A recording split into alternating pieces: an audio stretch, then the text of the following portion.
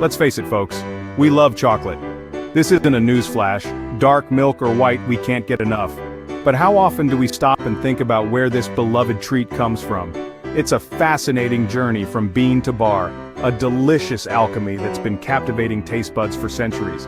So buckle up, my fellow food adventurers. We're about to unravel the magic behind this universal indulgence. Get ready to discover the intricate steps, the dedication, and the sheer artistry that transform a simple bean into the chocolate we know and adore. Trust me, you'll never look at the chocolate bar the same way again. Our story begins in the tropics, where the cacao tree thrives. Native to South America, these trees now flourish in a band around the equator. Picture lush plantations bathed in warmth and humidity. This is where our chocolate journey starts, with the humble cacao bean. The cacao tree bears fruit in the form of pods that resemble small bumpy melons. Inside each pod, nestled amongst a sweet white pulp, are the precious cacao beans. These beans hold the key to chocolate's incredible flavor. They are the building blocks of our beloved treat.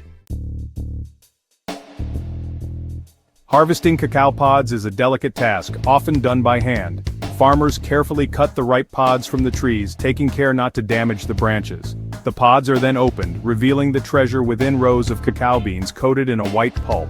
Next comes fermentation, a crucial step in developing chocolate's flavor. The beans and pulp are piled together, covered, and left to ferment for several days. This natural process, fueled by yeasts and bacteria, generates heat and breaks down the pulp. It's during fermentation that the beans begin to take on their characteristic chocolatey notes.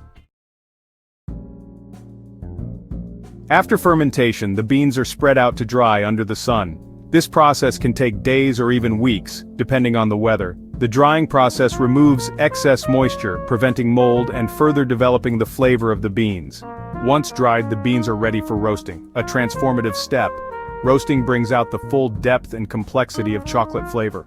The beans are roasted at controlled temperatures, transforming them from bitter and astringent to rich and aromatic.